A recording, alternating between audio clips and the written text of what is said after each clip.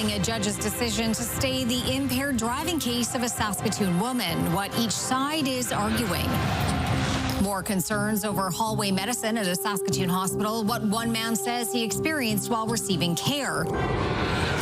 And reconnecting with culture, how reestablishing their roots is helping some with their healing journey. This is CTV News with Chantel Saunders. Good evening. We begin tonight at Saskatchewan's Court of Appeal. 3 justices hearing arguments after the Crown decided to appeal the decision of a Saskatoon judge to stay the case of a woman who was on trial for impaired driving in a crash that killed a girl. Jacob Carr has the latest. An appeal hearing was held here in Regina to overturn a judge's decision in a high-profile case involving a child's death in Saskatoon 4 years ago. The Crown is appealing Saskatoon Judge Jane Wooten's decision to stay Taylor Kennedy's charge of impaired driving causing death in the collision that killed 9-year-old Bailey Maurice. On September 9th of 2021, Maurice was walking her scooter along a Saskatoon crosswalk when she was hit by Kennedy's truck. At the scene of the crash, Kennedy told officers she vaped marijuana and microdosed magic mushrooms the day before. Kennedy was charged with impaired driving exceeding the prescribed blood drug concentration of THC causing death.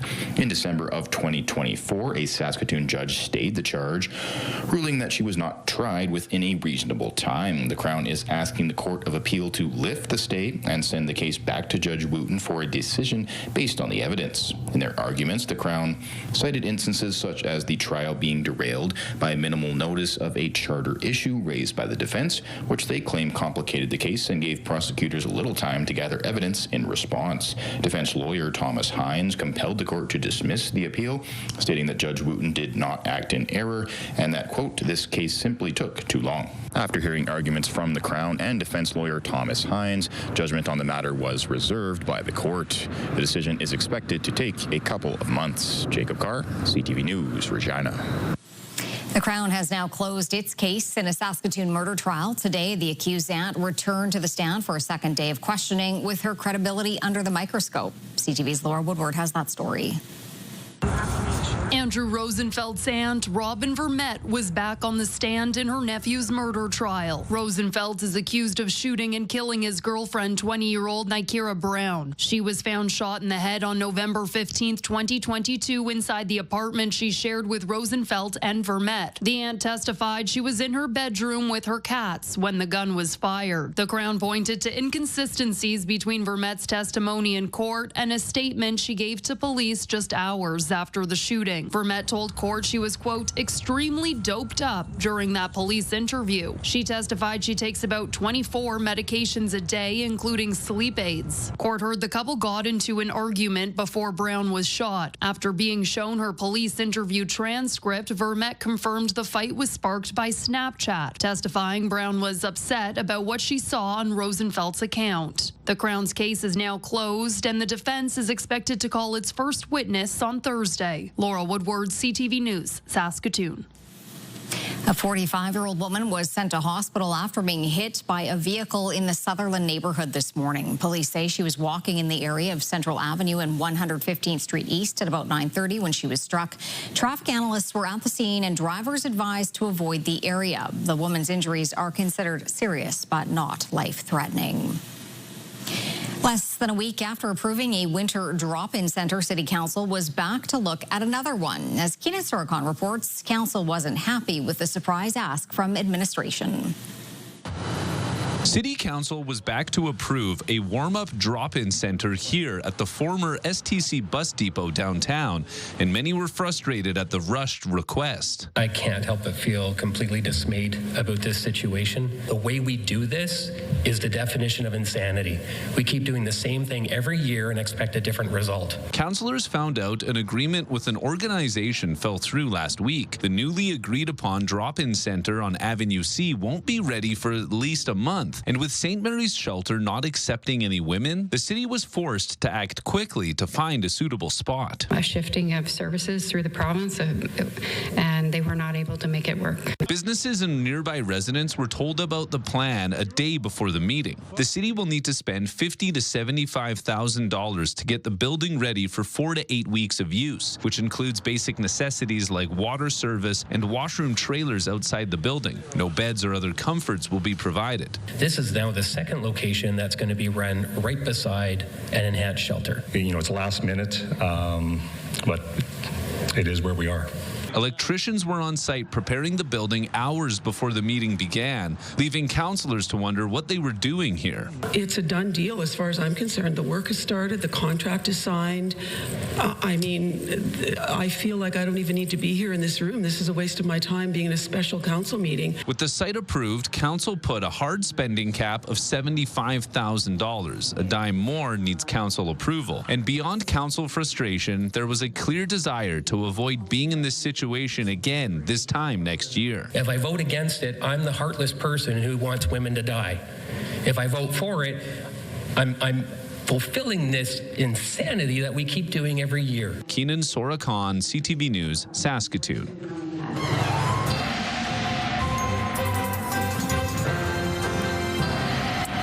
Jeff, there's a little bit of a blip in the forecast, but things are improving. Exactly. You know, we've got ourselves some cold conditions, some rain, some snow. It's coming. It's going to be here relatively soon. In the next 24 hours, we're dealing with some snow in many parts of the province. But it may not be sticking around because of some warmer temperatures showing up early next week. But once again, Alberta Clipper, we had anticipated this. A couple of Alberta Clippers are actually going to make their way through the province in the next couple of days, and we'll talk about all of those details later on.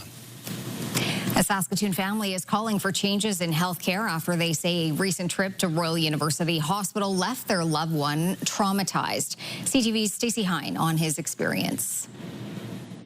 This is how Lloyd Coquell spent nearly a week lying on a gurney in a busy Royal University Hospital hallway. It broke him.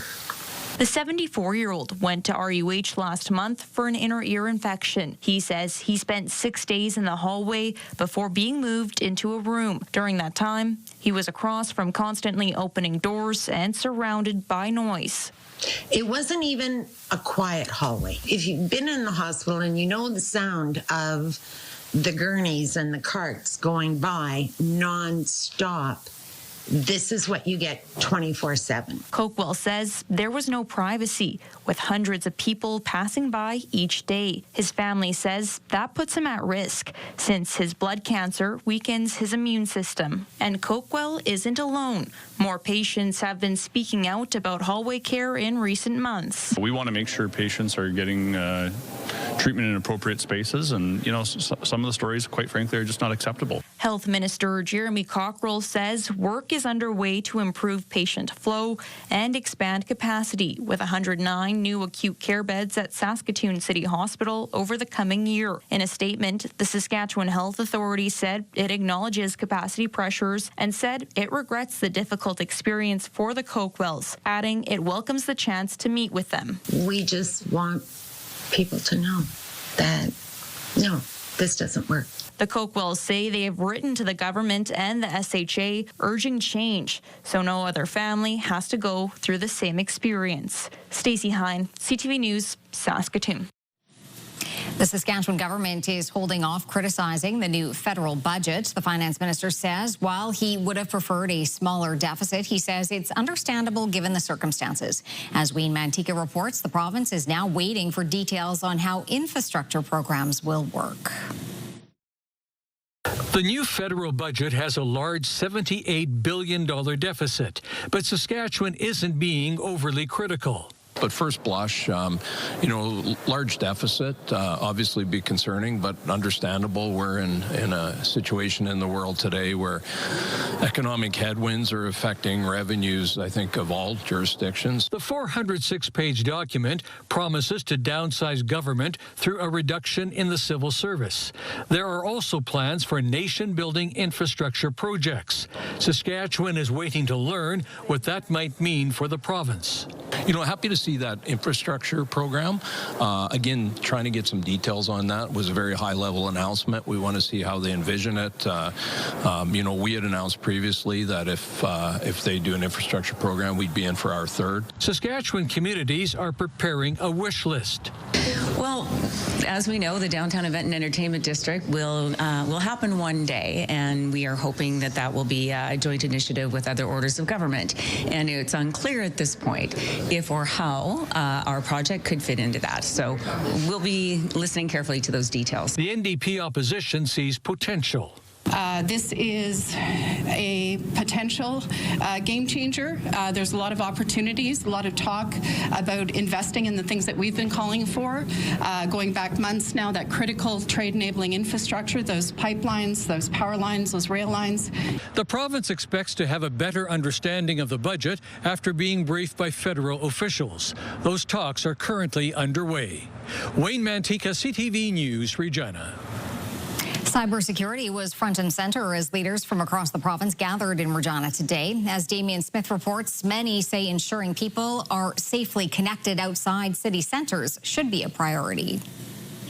One of the biggest gatherings for those living in rural municipalities is taking place in Regina. Retention of new farmers and authority on firearms were topics of conversation at the Saskatchewan Association of Rural Municipalities midterm convention. SARM also wants to keep working away at cybersecurity. Being suspicious of links, checking the links before you click on them, checking the email address to make sure it's a legitimate email address before you respond to it. And with the use of artificial intelligence now, it's getting harder and harder to see those scams come through.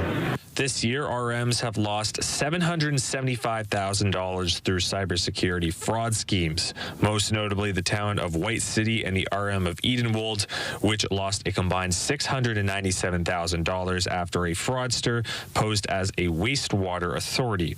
Most of those funds have since been recovered. We do everything to protect our stuff, and we encourage RMs to use the best devices they can obtain and to protect their interests and their issues, their finances. Cybersecurity is recommended, and SARM is reminding municipalities about the importance of two-step authenticators. It's an extra step, and it takes a little longer to gain access to your account, but it truly is one of the easiest and fastest protections you can put on everything you deal with. On the topic of technology, SARM would also like to see better internet service in rural areas, saying only 59% of the province has consistent connection. The service has actually, I think, got poorer in the last couple of years since we've gone to 5G. It's so valuable in our GPS and the equipment that we have in our farm equipment today to populate programs from one screen to another. The SARM midterm convention will be back tomorrow for a second day in a row, focusing on topics such as food and farm care, as well as bridge infrastructure and funding. Damien Smith, CTV News, Regina. People are gathering in Saskatoon learning more about how connecting with their culture can help in their healing journey. As Hallie Mandrick reports, that journey starts with language. There was a spotlight on learning during day 2 of the 2025 First Nations Language Keepers Gathering. The featured panel, titled Learner's Journey on the Sacred Path of Language, showcasing how the next generation is keeping Indigenous language alive. They're actually online, inspiring people to pick up the language, whether they be teenagers, whether they be people in their 30s or 40s, or even more seasoned people. It's very inspirational to hear the youth and how they are inspiring language revitalization. One of the panelists, Iski Esqueu, recalled how reconnecting with her language was an important part of her healing journey. And I went down a really bad road for a little bit, and when I got better, the language started to come back a little bit. And I noticed, for a lot of years, that I was running away from my language when I moved to the city. And when I got better, I had to realize that I had to be who I was in my identity. So it makes me feel whole learning my language. The panelist now travels around to different communities as an influencer and comedian, often promoting how folks can reconnect with their culture. Brander says People like Iskiaskweu are crucial in keeping language alive for future generations. By being able to engage young people, we ensure that the ancestors' voices are heard in the future. And so, by working with elders, by working with language champions, youth are able to inspire the next generation. Much of the conference also focused on overcoming the challenges that come along with learning a language, especially one that was not allowed to be spoken for a number of years. It's that intergenerational cycle of shame back here. Even me, I still get it. I get nervous when I speak Korean. I start saying words wrong, but we have to show our young people that it's okay to make a mistake, because when we make that mistake and we laugh about it, we remember it, and then we don't make that mistake next time. Hallie Mandrick, CTV News, Saskatoon. Those who paid the ultimate sacrifice were remembered today at the Saskatchewan Legislature. This ceremony ahead of Remembrance Day remembered Saskatchewan civil servants who sacrificed their lives fighting for the country. The Premier and MLAs, along with government workers and military representatives, were in attendance. Remembrance Week is just an important time for all of us here in Canada to recognize the service and the sacrifices of so many Canadians who, whether they were public servants, whether they were just in regular life, answered that call to service. And, whether they went overseas, whether they served domestically, they put that uniform on. And so we take this week to recognize that. The Premier laid a wreath at the War Memorial on the Legislative Building grounds after the ceremony. Saskatchewan is taking to the airwaves to provide a boost to Jim Pattison Children's Hospital. Give him a high five. Say bye. Bye. We'll see you later. 33 radio stations across the province are taking part in the Jim Pattison Children's Hospital Radiothon. The money raised this year will help support the hospital's cochlear implant program, replacing outdated sound booths and providing technology for staff. The David and Karen Holst Family Foundation is matching donations up to $200,000. The Radiothon ran until 5 p.m. today and will air again tomorrow on select radio stations. To find out how to help, visit pattisonchildrens.ca. There were a few fresh faces at workplaces across the country for Take Our Kids to Work Day, and that included us here at CTV Saskatchewan. This is my daughter, Allison. Allison, say good morning. Good morning. Good morning, Saskatchewan. As you just heard, this is Allison, your morning host, Jeremy Dodge's daughter. She was up bright and early this morning to learn what her dad does at work and to be part of Your Morning Saskatchewan. Take Our Kids to Work Day offers grade 9 students a chance to explore careers by shadowing a parent, relative, or family friend at their workplace. Allison is a student at Centennial Collegiate here in Saskatoon. She helped the crew introduce stories, took part in Question of the Day, and more. She says although she enjoyed today, she plans a career in law. Nominations are open for the Saskatoon Citizen of the Year Award presented by CTV. The Citizen of the Year Award is given each year to an individual who exemplifies excellence in community service and is making a difference in our community. To find out how to nominate that special someone, guides are available here at CTV Saskatoon or on our website. The deadline to submit your nomination is Friday, December 5th, and we will announce this year's recipient on December 31st. Still to come, why a Conservative says he crossed the floor to the Liberals as the federal budget was being laid out. Also, a deadly plane crash south of the border, what caused a UPS plane to go up in flames.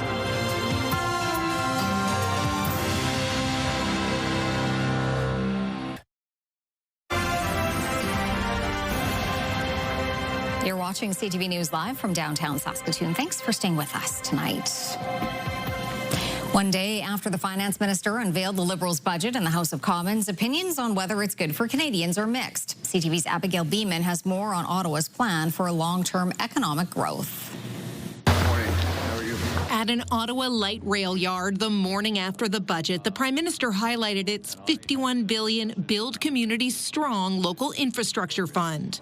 Canada's strength wasn't built in the halls of Parliament. It was built in our communities. An attempt to make a high-level budget he calls generational, relevant for average Canadians. As many economists say, while positive, there were not many takeaways to impact daily life. The government is moving in the right direction, but seem hesitant to go all in on this. When we look at the amount of support that was provided to the economy is less than we were expecting. We looked at the depth of the cuts. It was less than we were expecting. Randall Bartlett points to previously announced tax cuts and a new promise to lower bank fees as impactful, but a budget with a tricky big picture narrative. The tough thing that I think we'll see is that a lot of this is going to help kind of prevent Canada from being in a worse situation because of the trade war with the U.S. They're worried about how they're going to pay for their grocery bills. They're worried about how they're going to afford tuition. They're worried if they don't have a doctor. And this budget doesn't do anything for them. The big bet that Mark Carney's making in this budget is on the patience of Canadians. Scott Reid calls it a 30,000-foot budget, with reorienting our economy and restructuring business investment taking as long as a decade to have tangible impacts. They may be absolutely necessary, but they are not urgent. And Canadians tend to think, worry, and vote on the basis of urgency. Reid says the government needs to focus now on showing Canadians how the budget could help them on an ongoing basis, not just on Budget Day. The government tells CTV News today's train depot announcement was just the start of a cross-country tour to promote the budget. Abigail Beeman, CTV News, Ottawa.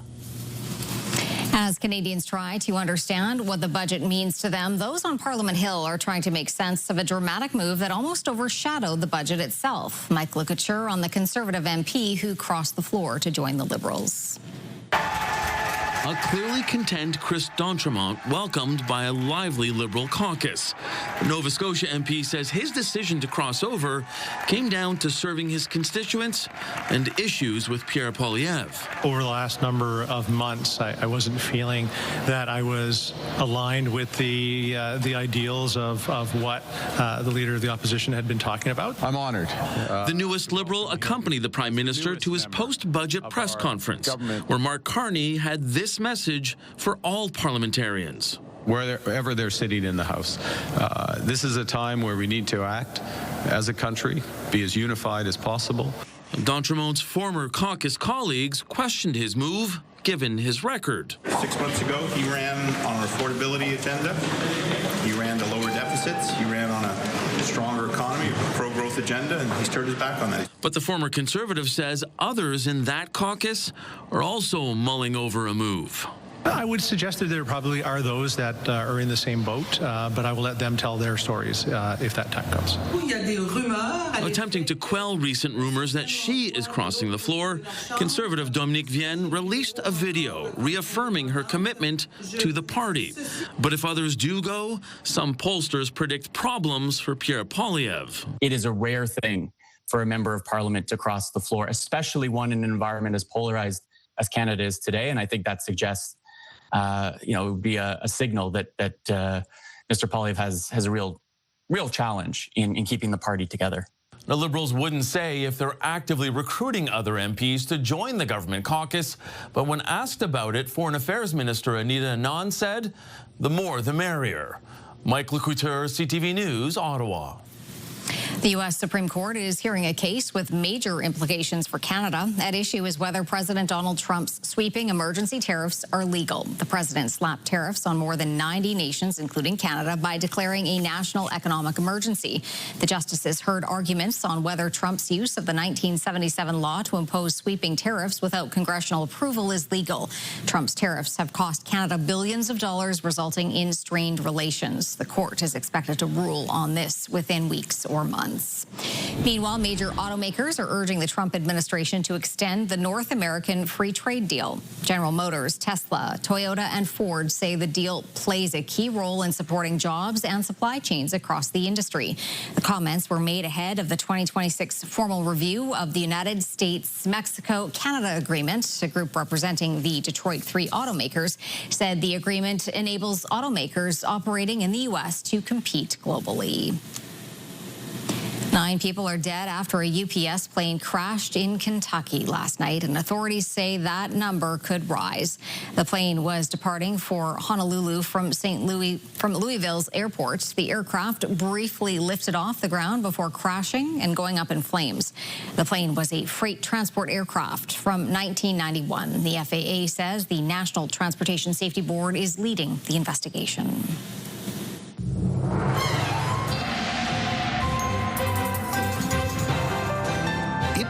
facto, quid pro quo, habeas corpus, pro bono. These are just some of the legal phrases you'll hear this Friday night at the Broadway Theatre as the Saskatoon Soaps Improv Comedy presents Order in the Court. It's the trial of the century. We just don't know what the crime is yet. So join us, won't you? 8 p.m. at the Broadway Theatre, Friday night. So, Jeff, what's the weather going to be like? Well, old man, it looks like temperatures are going to be a bit on the cool side, but it won't be snowing. So let's take a look at those numbers right now. We can show you that, yes, -2 for a daytime high. So by the time we get to showtime at 8 o'clock at the Broadway Theatre, temperatures are probably closer to -5, but mainly cloudy skies. Once again, to get your tickets, broadwaytheatre.ca for Disorder in the Court. Anyhow, let's take a look. 2 degrees for Saskatoon right now, 0 in Prince Albert, and 1 in the Battlefords. And still kind of breezy in the Battlefords and Saskatoon compared to Prince Albert. The wind has really backed off in the gateway city. Saskatoon's almanac, a daytime high of 6. So once again, above seasonal. That won't be the case tomorrow. 3 degrees is typical for this time of year. 19, the record warm temperature from 1949. The record cold temperature, -26 from 1991. And the sun came up at 8:09. It went down at 5:31. Coming up, paying tribute to those who have served, how Canada's War Museum is recognizing our nation's veterans.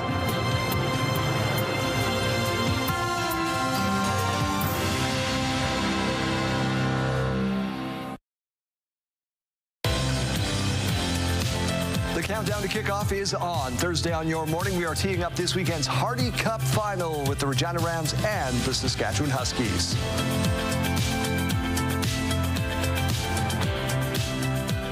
Okay, and we've got interesting weather for those games. Not only that game in Saskatoon between the Rams and the Huskies, but of course on Sunday we have some decent conditions for the Junior Football Championship featuring our own Saskatoon Hilltops along with the Okanagan Sun. So lots of football in the calendar, and of course the Western Final in Regina on Saturday. So a beautiful shot of the city, just a little bit of a flare off the lenses there, and a little bit, it looks like it's catching the light of a little bit of strip of clouds there. Expecting a lot more clouds as we roll into the next 12 hours or so. Keeping our eye on these systems, making our way out of the Pacific Northwest through British Columbia into Alberta, already impacting Alberta, but these Clipper systems are on their way for Saskatchewan, and we'll talk about the accumulated numbers later on, the amount of accumulation we anticipate. 2 degrees in Saskatoon, 0 in Prince Albert, 1 in the Battlefords. The hot spot today was Maple Creek at 10, the cold spot -12 in Val-Marie. Around the province we go. Currently it is 2 degrees in Lloydminster, 7 in Swift Current, 5 in Moose Jaw, 2 in Regina, 1 in Estevan, and 0 in Yorkton.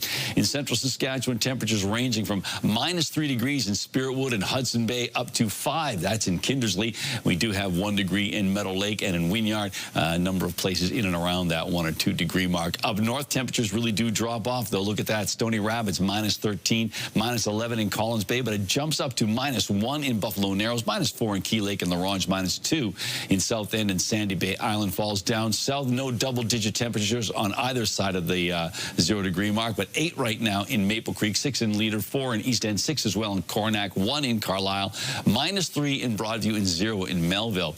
On to our futurecast. Well, here's what we're talking about. The purple is snow and the green is rain, and there's a bit of a dividing line in terms of rain-snow mix, but you can certainly see that snow rolling through Saskatchewan overnight into tomorrow and hanging around in the evening, so we do anticipate some accumulation with regard to snow. Not so much for northern Saskatchewan. Temperatures on the minus side of the thermometer with a mix of sky conditions. We've got ourselves -2 for Spiritwood, -1 for Meadow Lake. Possibility of some showers in Kindersley, but a possibility of rain-snow mix for Kindersley and Rosetown at 6 degrees each.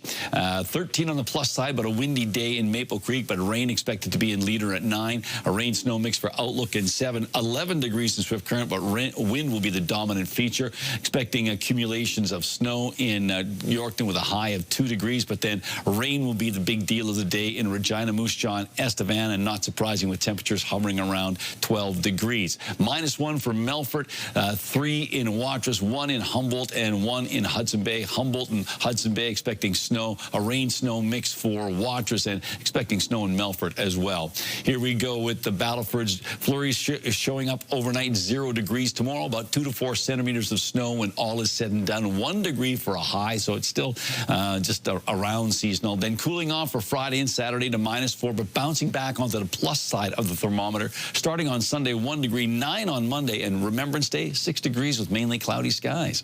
Prince Albert, flurries starting overnight, -4 degrees, 5 to 10 centimeters of snow. So yeah, that's shoveling is what you'll be doing there. And then we've got ourselves -7 on Friday, Saturday -6, -2 on Sunday, 7 on Monday, Remembrance Day, 5 degrees and mainly cloudy skies. In Saskatoon, rain, snow mixture begins overnight, -1 degree, 3 tomorrow with 2 to 4 centimeters of snow expected to show up. Then -2 on Friday, -4 on Saturday, 1 on the plus side on Sunday, Monday, 10, and then Tuesday, Remembrance Day, 7 degrees. Well,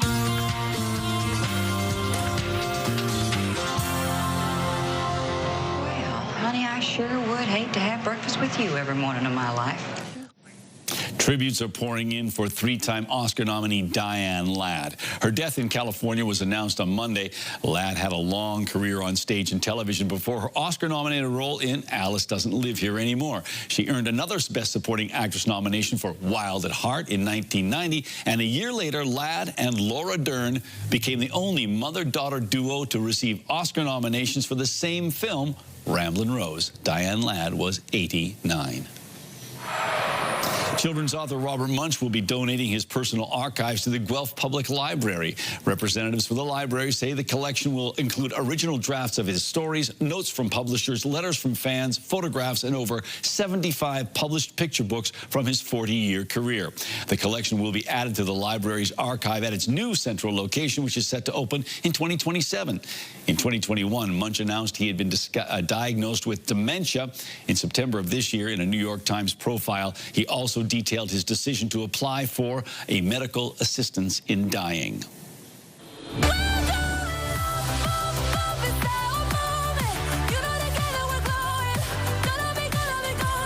According to Deadline, one of the surprise hits of the summer, K-pop Demon Hunters has reportedly received the green light for a sequel. Ooh, what a shock. Let's make more money. Nah.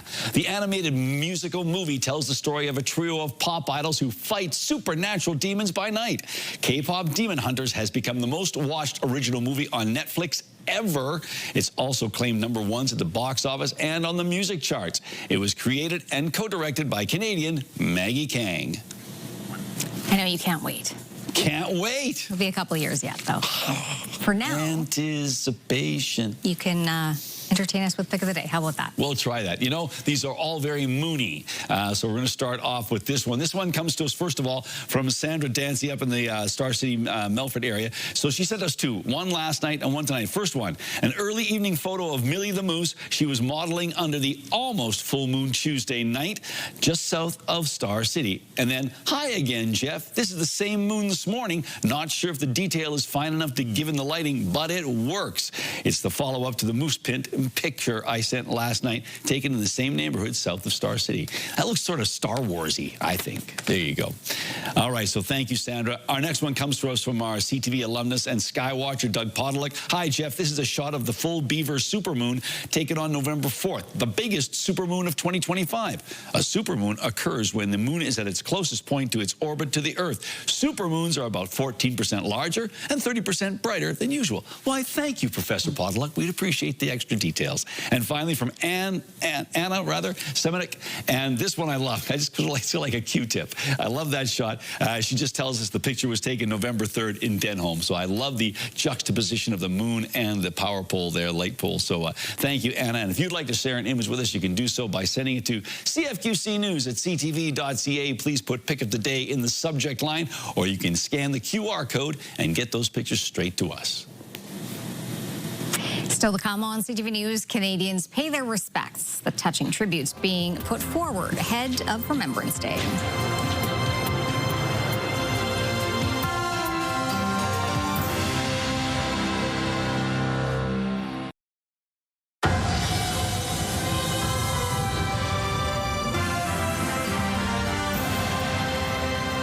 Remembrance Day is less than a week away, and while the most notable celebration in Ottawa will happen at the War Monument on November 11th, the National War Museum is offering an opportunity for Canadians to pay their respect now.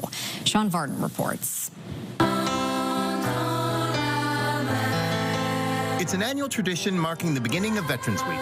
And bringing together youth, cadets, as you see all around, along with veterans. And it's about carrying that torch of remembrance that we all have an obligation to carry forward. A candlelight tribute put on by the Canadian War Museum and Veterans Affairs Canada to honor fallen heroes. This year's features a Canadian poppy blanket, brought here from Winnipeg, 8,000 hand-stitched symbols of remembrance made by people from across the country. We do small events at school growing up. You know, we may go to Remembrance Day ceremonies, but this was a way for me and people like me and other people across Canada to actually show our thanks, and that's why it's so important to me. The blanket isn't the only special addition to this year's ceremony. The Royal Canadian Mint unveiling a new $2 coin commemorating the 25th anniversary of the repatriation of Canada's unknown soldier. The special coin was designed by the same artist who created the bronze work on the unknown soldier's tomb. This is the most appropriate place to unveil this, to give the people, give a little something back to the people who serve us so much by letting them see this coin firsthand. Cadet groups and local youth paying tribute to the service, sacrifice, and resilience of those who put their lives on the line for Canada. On duty to place candles from those in the crowd who have served. As I saw the cadets going up carrying those candles, they represent so many different ethnicities and spirituality and backgrounds, and so it just really shows how diverse Canada really is. Sean Varden, CTV News. When we come back, how the riders are preparing for their next battle and later beaming a message into outer space.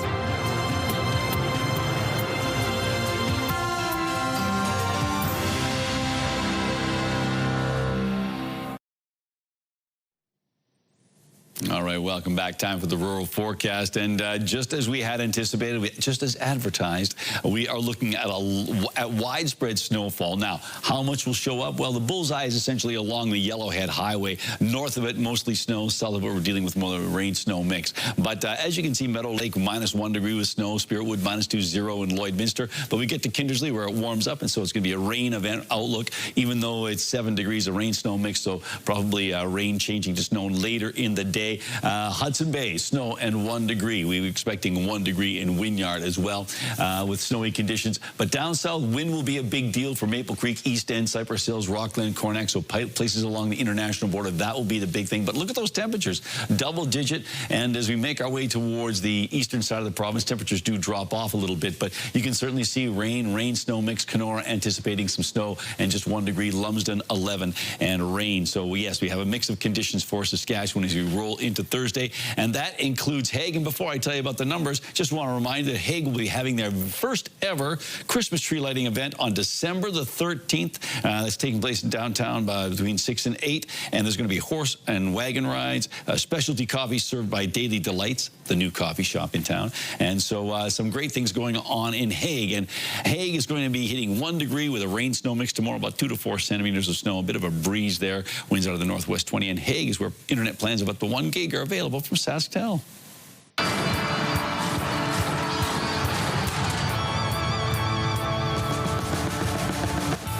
Welcome to another edition of X's and O's with Wes Cates. West final style as the Riders get set to host the BC Lions, who beat Calgary by 3 last weekend. So, Wes, we know it's going to be Nathan Rourke and crew, and what is the biggest concern that the Riders defense has to worry about? Is it Nathan Rourke's legs? I know he has a lot of passing yards, but man, he seems to be able to get that big run in every game. Yeah, no, and I think that's the biggest thing, Lee. I think that Nathan Rourke's legs is going to be a problem, but I think Calgary kind of gave us a bit of a blueprint. They were getting some good rush up the middle that was really causing them some problems. It was taking him off of his throwing spot and really making him decide, should I run, should I escape the pocket, and kind of got him into some trouble. He got hemmed up in some sacks. So I think getting interior pressure for the Riders defense is going to be key this game. Micah Johnson and the crew are capable, but how well are they going to be able to do that? And then also, how is Coach Mace going to sprinkle in those linebacker blitzes that always seem to be so timely and work so efficiently? So I think definitely getting Nathan Rourke under control, but James Butler is a problem as well, so I think those linebackers keeping an eye on him leaking out of the backfield, or just BC trying to get him the ball in space on the screen passes and that sort of thing are going to be key for the defense. They've got big receivers. I think if you're looking at man-to-man matchups, that's going to be a problem, so it's going to be about getting to Nathan Rourke and giving him problems. If it's going to be him throwing to these big receivers, it's going to be a long day for those DBs. And the good news, Riders secondary looks like it's ready to go. Sales, Milligan, all practicing, so get some bodies back there. Offensively for the Riders, A.J. Ouellette, cold weather game. This has got to be what they got him for, essentially.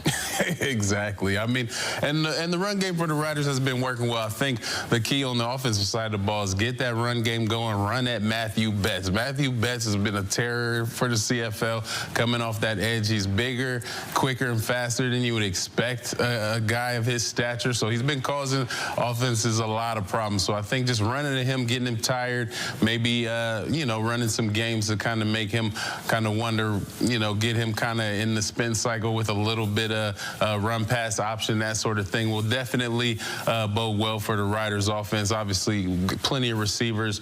Who's going to be up on the roster is going to be the question, and how well those guys are going to play. But yeah, stick to the run game and then let Trevor Harris handle it when he has to. Yeah, Robustelli might play if Keyshawn Johnson can't play. I don't think Johnson's going to go, so you could put in Robustelli in there, and he has shown he can get the job done. Trevor Harris, what is your confidence level with him going into this game after seeing what he did for the first bit of that last game? Yeah, I think he's ready. I think he's focused. I think Trevor understands that he doesn't have too many more opportunities at this, so he's got to make good on them. And this is the one. This is one of the best teams he's had around him. He understands he has the studs at receiver. He's got the great run game, so I think he's going to be ready to go.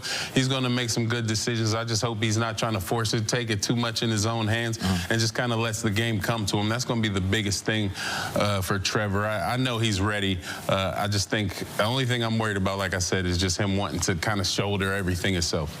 Well, the BC Lions have the Western nominee for Outstanding Player, Outstanding Canadian, Outstanding Defender. That doesn't matter. It's a team game. We'll find out if the Riders can take advantage of the bye and home field advantage and advance to the Grey Cup for the first time since 2013. We will analyze the Western Final and look forward to the Grey Cup, whoever is in it, on another edition of X's and O's. Turning to local gas prices now, the average price in Saskatoon just over $1.28 a liter. The lowest price in town, $120.9. On Saskatchewan markets, Cameco dropped $2.21 today, and Nutrien finished the day at $76.25. Coming up, on a mission to send a message, what would you tell outer space? Then taking in an amazing experience with a lot of twists and turns. Select Hair Services brought to you by Sage, the Beauty Bar.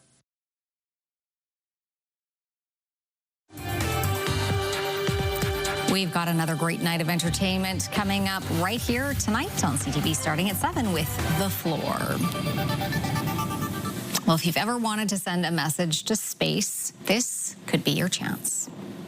Can you find me gold in the multi-universe? Hi, everyone from space. How fast does light travel? MIT is collecting recordings as part of its Humans project. The plan is to beam these messages into space in 2027 to mark 50 years since Voyager 1's Golden Record mission. Anyone from anywhere in the world can send in their messages online. The deadline is January. So, is it Voyager or is it Voyager? Whatever you say, that's what it'll be. You should send a message. That was for the... I'm going to just stick the messages in a bottle. There you go. Yes, there you go. It's a police reference. You're a huge Sting fan. I'm 1,000% aware. All right, before we go, we have to show you this. It's easy to see why people can spend hours of time at this corn maze. This maze in Connecticut is more than 3 hectares in size. The goal isn't to just get in and out. You have to actually find 16 stations inside the maze. It takes most people about 3 hours to finish, but others, Jeff, have to come back the next day to finish the challenge. So. And some just end up as victims of the children of the corn. It's possible.